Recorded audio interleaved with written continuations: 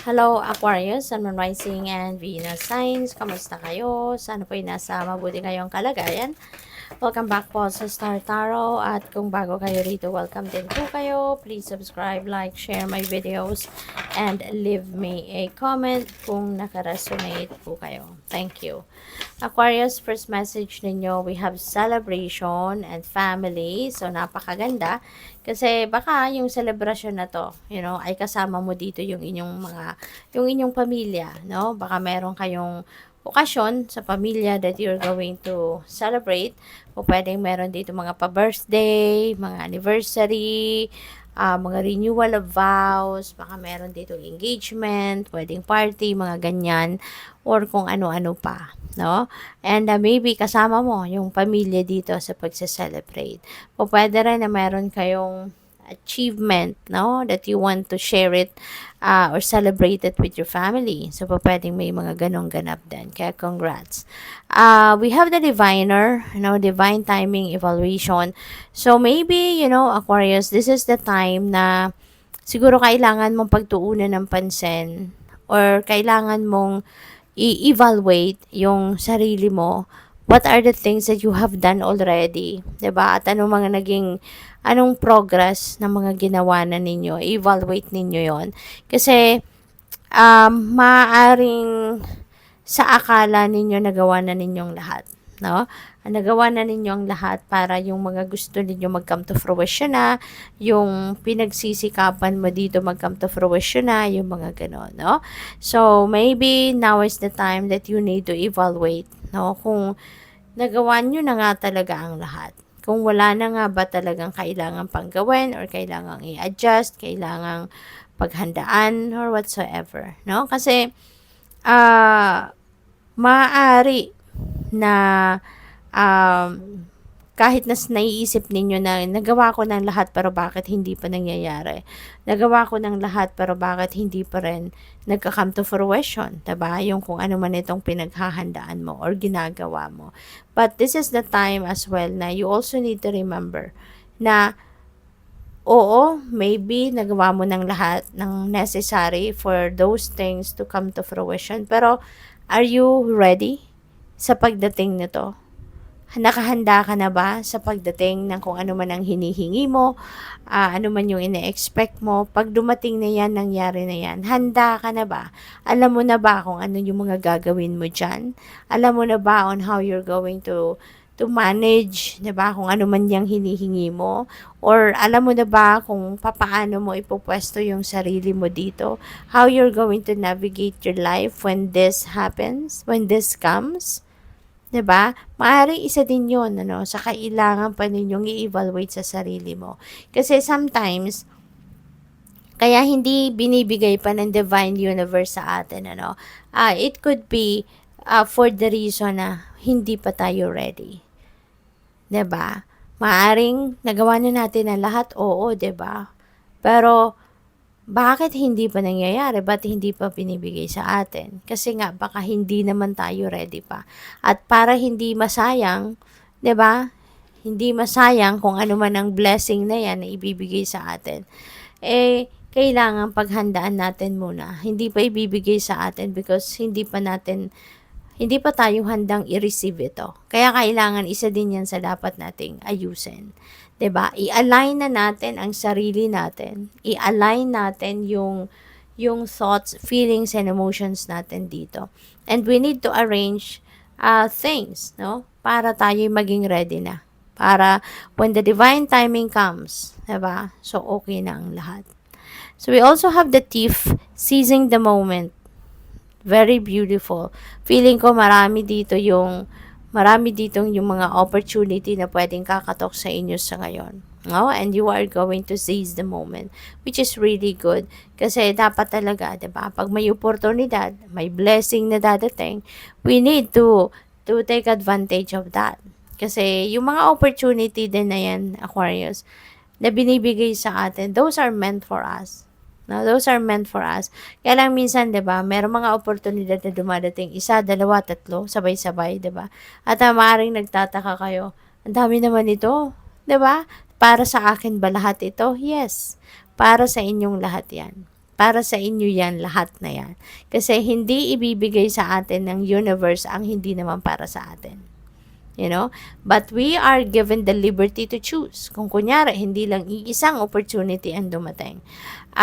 We are given the opportunity to choose. No? Kung alin dyan yung mas gusto mo, alin dyan yung mas gamay mo, alin dyan yung mas confident ka na gawin, or kunin yung ganon, no? But yes, wag mong pagdudahan na sa akin ba talaga lahat ito, because yes, it is, no? So tignan natin kung ano pa ang mga mensahe para sa iyo. And by the way, maraming salamat muna for subscribing to my channel, and if you haven't subscribed yet, subscribe na po kayo. And also, maraming salamat din for those who are not skipping the ads. Thank you for your support, at please click the join button po kung gusto po ninyong mag-join sa membership. Four of Swords. Wow. Maaring merong issue dito kayo sa love life, no? Pwedeng nagkaroon kayo. Pwedeng, yeah, since my heart dito, so pwedeng love life nga ito.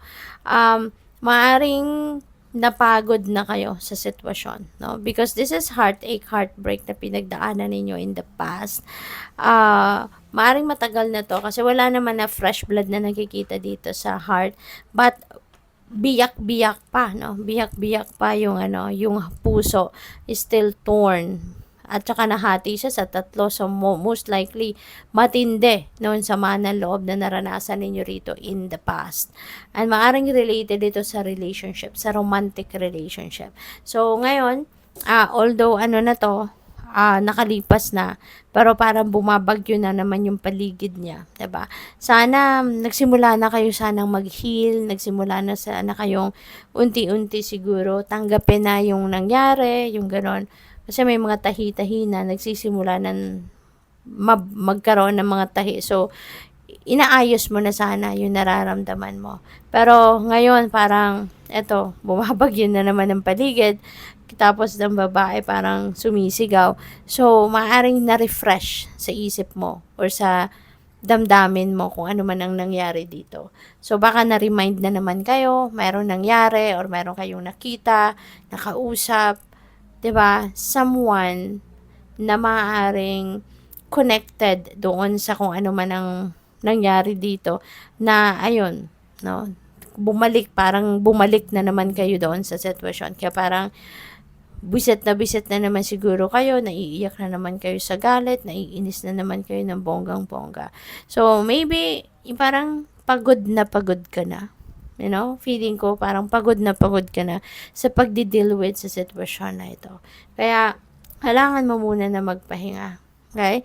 Ipagpahinga mo muna yung isip mo, yung puso mo, 'di ba? Ground yourself para mas magkaroon ka ng mas kahit papaano maging magaan ang pakiramdam mo, maging magaan yung takbo ng isip mo, no? Na ma-realize mo dito, maybe you need to do some kind of reflection, no? Introspection para magkaroon ka ng pagkakataon na mapag-isipan mabuti kung ano na yung susunod mong gagawin dito. Kasi sa ganito nga pangyayari na parang na-remind ka na naman uli at parang bumalik ka na naman sa zero, kung ganon, no? So, good luck sa'yo.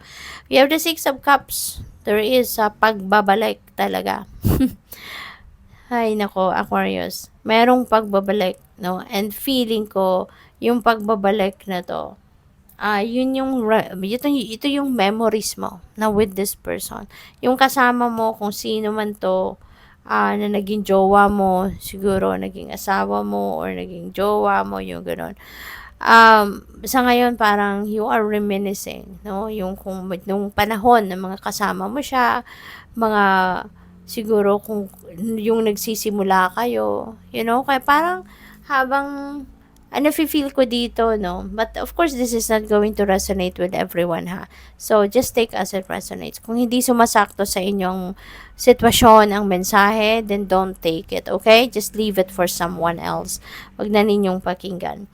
Ang napipick up ko dito, you know, ang iba siguro sa inyo na dumadaan sa ganitong sitwasyon sa ngayon, parang nire-reminisce ninyo yung mga magagandang araw, magagandang times na magkasama kayo, na yung mga experiences ninyo with that person na naging masaya ka naman.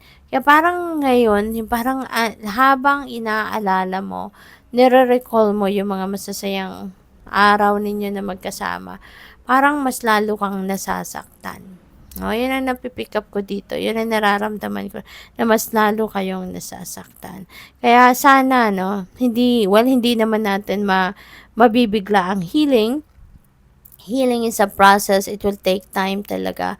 But, yeah, sana matulungan mo din yung sarili mo, no, na tanggapin. Kasi kung nandoon ka na sa stage na tanggap mo na kung ano ang nangyari between the two of you or sa relationship ninyo, it will be easier for you na to navigate the forgiveness and healing hanggang sa makapag-move on ka na, no? Yung ganon. And for some of you, maaari din na meron ditong travel na gagawin ng iba. Maybe this is coming home. You know, merong uuwi, maaaring namimiss mo yung pamilya mo, mga mahal mo sa buhay, kaibigan, or you just want siguro to visit, no, the place, no, a place. Pwedeng doon ka lumaki, doon kayo nagkakilala ng person mo, or doon ka nag-aral, so whatever, no, but there is something na gagawin kayo to visit something or someone, no, na parte din ng inyong nakaraan. So, good luck sa'yo. Thank you for watching. Love and light. Namaste.